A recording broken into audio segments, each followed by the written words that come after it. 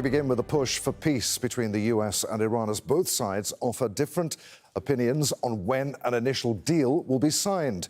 US President Donald Trump and mediators from Pakistan say that an agreement is scheduled to be signed on Sunday. But Iran's foreign ministry says that it won't be Sunday and an exact date has yet to be set. Donald Trump says that when there is an agreement, the Strait of Hormuz, which has been a major point of contention in negotiations, will open immediately. The president also says that the US won't release Iran's frozen funds, estimated to be worth billions of dollars, as part of the deal. The initial agreement, called a memorandum of understanding, would extend the current ceasefire for a further 60 days, allowing more time for the major sticking points like Iran's nuclear program to be negotiated. Al Jazeera's Al-Migdad Al-Ruhayd is live for us in the Iranian capital, Tehran. Actually, it's Mohammed Val. And Al Jazeera's White House correspondent, Kimberly Halkett, is in Washington. Kimberly, let's begin with you first. Talk us through what else Trump had to say in that statement and how he's trying to frame the deal. U.S. President Donald Trump, in his latest Truth Social post on Sunday, insisting that this agreement, the memorandum of understanding that kicks off the 60-day period in order to nail down a nuclear agreement to limit Iran's nuclear program, that this is going to take place on Sunday. And that has been backed up by the Pakistani Ministry of Foreign Affairs, that has also said this will take place Sunday and will be a virtual signing ceremony. So, in other words, the signing will take place electronically. Now, we know that Iran has given a different timeline. Still, the U.S. president insisting that this is moving ahead. Now, he's also framing this memorandum of understanding as being a major diplomatic victory, saying that this will ensure that Iran never has a nuclear weapon. In fact, he calls it a wall to prevent that from occurring, and also suggests that Iran is not interested in pursuing nuclear weapons moving further.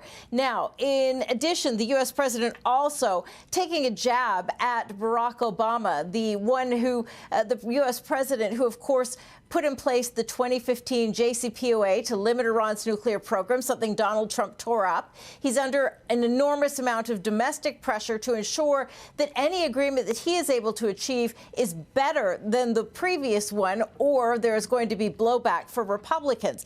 We also know that in terms of the memorandum of understanding, the U.S. president underscoring another political problem that he has had. He has insisted that this will open up the Strait of Hormuz immediately, something that was created in terms of a problem as a result of the United States-Israeli strikes on Iran, something that wasn't an issue prior to the JCPOA being torn up. And finally, we should point out that the U.S. president has always maintained a dual track of diplomacy along with military pressure. And this latest social media post suggests that is just the same. That dual track is continuing. The U.S. president saying that if Iran does not comply with this timetable, with this memorandum of understanding, he reserves the right for further military action, which he calls the ultimate alternative. Our White House correspondent, Kimberly Halkett, reporting live from Washington. Kimberly, many thanks. Let's bring in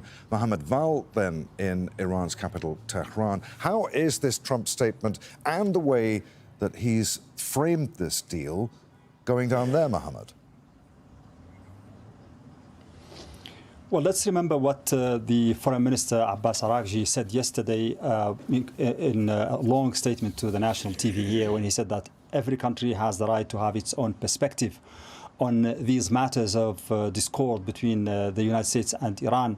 So there is an indication there that the Iranians are also framing everything in their own way. But when it comes to something that is already on paper and a ready document that is going to be signed, it is a bit strange that nobody knows what's in that. Not only nobody knows what's really on that document, but also the two sides are speaking in different voices and talking about different elements in this document. The Iranians, for instance, also are I mean, it's ambiguous the way they express it. The foreign ministry's spokesperson today saying Iran will have to charge for services provided in the Strait of Hormuz. So that's something Iran has always been demanding and saying it is included in the memorandum of understanding. But the Americans are saying this Strait of Hormuz has to be opened immediately, without mentioning those conditions. And also he said the release of Iranian frozen funds is an integral part of the agreement. What agreement? Is he talking about this memorandum of understanding or talking about the agreement that is going to be discussed later? So that's also something that we see the two sides talking about differently. Also, he said the existence of foreign bases and military presence in the region must end. Is that something that is on this memorandum of understanding? We really don't know. So there is a lot of questions and a lot of ambiguity until the last minute. And also the fact that the Americans are certain and confirming it is going to be signed tomorrow. The Iranians are saying there is no timing yet for that signing. Until the last minute, nobody will know what's going on really with regards to this matter. Al Jazeera's Mohammed Val reporting live from Tehran. Mohammed, many thanks indeed. Well, as part of negotiations, Iran has been pushing for the US to unfreeze its assets and lift years of widespread sanctions. Those measures have been imposed since 1979, when Iranian protesters seized the US embassy in Tehran. Since then, Washington has put more sanctions on Tehran for its support of armed groups and its nuclear program. Tehran wants to regain access to funds held in major global banks, estimated to be worth more than $100 billion. Iran's frozen assets are spread across several countries, including China, Iraq and Luxembourg.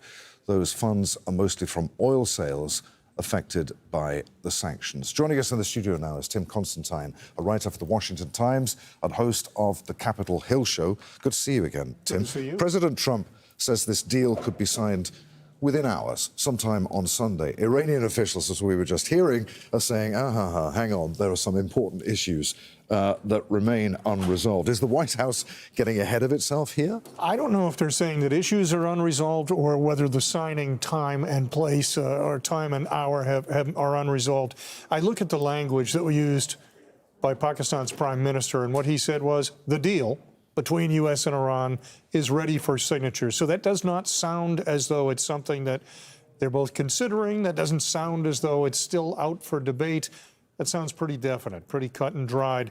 But I think if our biggest issue is whether it gets signed on Sunday or on Monday, but it gets signed, we're in pretty good shape. We were talking just moments ago, about Iran's frozen assets, and there are reports that that the draft terms might involve billions of dollars of frozen Iranian assets being released, although the president says, no way that's going to happen. Is that a pragmatic price, do you think, for ending the conflict, or a concession, if it turns out to be in the deal, that many Trump supporters will have difficulty accepting? You mentioned the initial sanctions and the initial action against Iran started all the way back 47 years ago when U.S. embassy employees were taken hostage, and has carried through in various forms and various levels over the years. So there's a long history there. I think what President Trump was trying to do when he made his comment in his True Social post was, no money will exchange hands. And I think what he's trying to do is differentiate.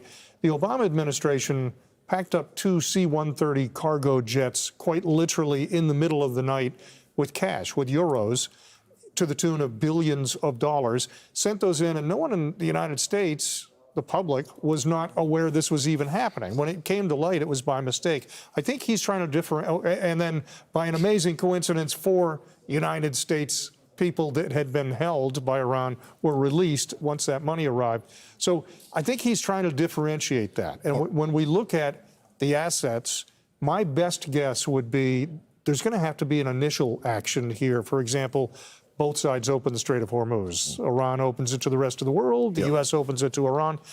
That's a good action on both parts. And then someone has to show a good faith effort. That might be a small release on the part of the United States of some of those assets. All right, so if assets do begin to move, that doesn't amount to moving the goalposts on the president's part? I don't think so. If we consider the reason, you can go back and it's actually documented each time that action was taken as to why the action was taken. It wasn't just a random whim of the president of the day.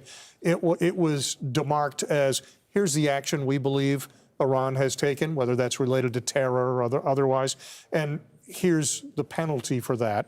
And these will only be released if such and such happens. So I think you will be able to find an attorney that interprets such and such has happened if this goes well. All right, so as we understand it, the Strait of Hormuz will open immediately as soon as any deal is signed. Some of the major issues, the nuclear issue, will be kicked further down the line. Do we know that? Well, we don't know that yet. We don't. But the administration insists that the agreement will ultimately dismantle Iran's path to any nuclear weapon, which of course Iran has said it never wanted to build in the first place. Given the remaining disputes over Iran's uranium stockpiles and inspections, how confident should Americans be that any safeguards built into this are actually enforceable?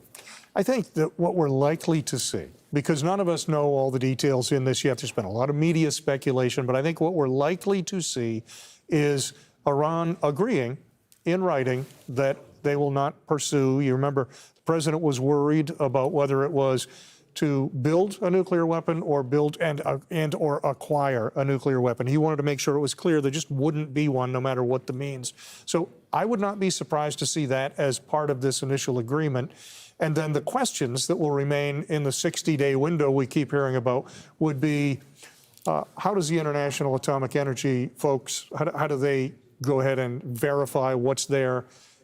If Iran has agreed to let the United States destroy that, does it happen in Iran? Is it taken away and it happens somewhere else? I think some of those details are probably the details that will happen. But I think the initial agreement will be one that satisfies the United States.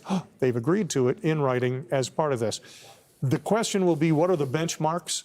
And how do you measure each of those, and how do you reward each of those? So do you lift certain sanctions if they have agreed to the IAEA coming in? Do you relieve certain frozen assets if they agree to a destruction time, place, or date? You know, I think there can be a calendar where there's a give and take. One more quick question. If a deal is signed tomorrow or the next few days, the Strait of Hormuz reopens, what would Donald Trump want the American public to judge him on here?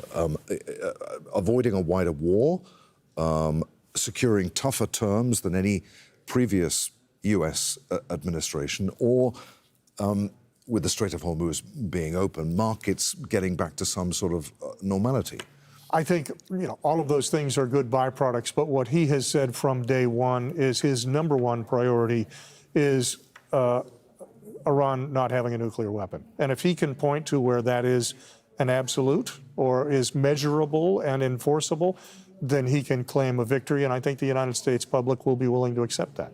Tim, it's always great to talk to you. Great to see you. Many thanks indeed for being with us. Tim Constantine.